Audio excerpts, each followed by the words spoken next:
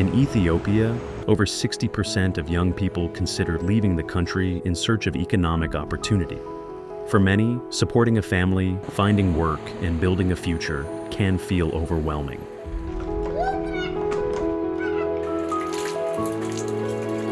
ገብረጻዲቅ ከበደ እባላለሁ። ተወልጄ ያደግኩት እዚሁ አዲስ አበባ ውስጥ ነው። ቤተሰቦቼ 7 ቤተሰቦች እንኖራለን።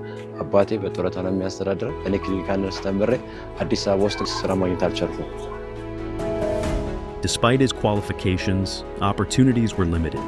Pressure at home kept growing. ካናዳ ለመሄድ በጣም ወስኜ ነበረ። ያው በኤጀንሲ በደላላ ከዛ 87,000 ብር ተበልቼ በሳይኮሎጂ በራሴ ላይ በጣም ቴንሽን የሆነ ራሴን የሚጎዳ ነገር ውስጥ ገብቼ መጥፎ ውሳኔ ውስጥ እንድወስን አድርጎኝ ነበር። Like many others, he faced the harsh reality behind irregular migration.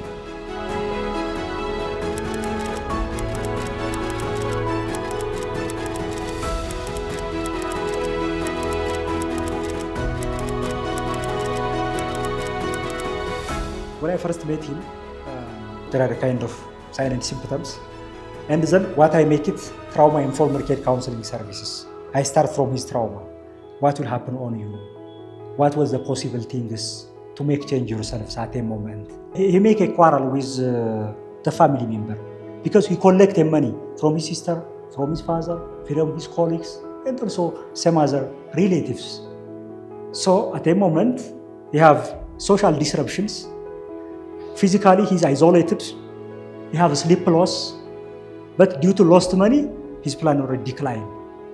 So he feel hopeless. መጀመሪያ ካውንሲለሩ ሲደውልልኝ በስልክ ሲደውልኝ የሆነ ሪሊፍ ነገር ተሰማኝ። ትሪት ሲያደርገኝ ወደ ራሴ አእምሮ እንድመለስ አደረገኝ። ደስም እያለኝ በቃ የሆነ ሰላማዊ የሆነ ነገር ከነበርኩበት ስትረስም በዛሽ ቅጽበት እንድወጣ ረድቶኛል እና የሆነ የዛሽ ቀን ሰላማዊ የሆነ እንቅልፍ እንድተኛ አድርጎኛል። He need an economically empowered him, which is livelihood support. So one concern from his just to empower himself, which is needs referral supporters. So we have a partner here in Addis Ababa to empower our beneficiaries economically. So based on their case stories and based on the interview with a baseline survey, we have a baseline survey, we have a Kobo tools. So based on that, when his story fits with the Kobo, just the system make him eligible for referral services. Through the Migrant Project, Gebret Sadik was referred to vocational training in adult care, which aligned with his nursing medical background. We trained Mr. Gebret Sadik, adult care, ethics, communication, as well as professionalism. He was really disciplined, passionate, compassionate, and also active. I think his nursing background may give a good foundation for his performance. ከአዳልት ከአረጋውያኖች ጋር በቮለንተሪ እየሰራው ነው። ከነሱ የህይወት ተሞክሮ ብዙ ነገሮችን ለውጥ ብዙ ነገር ተምሬያለሁ። የህይወታቸውን ተሞክሮም ከነሱ ላይ ከብዙ በጥቂቱም ቢሆን ጭንቅላቴ ውስጥ ሴቭ እንዳደርገውና ነገ የተሻለ ነገር እንደሆነ ከነሱ የተማርኩት ነገር አለ። He has a positive changes on his mind, on his thoughts, on his belief, and also on his behavior. He will be a best example for the rest, those who are attending the training. With new skills and guidance, his direction shifted from leaving home to building a future within it.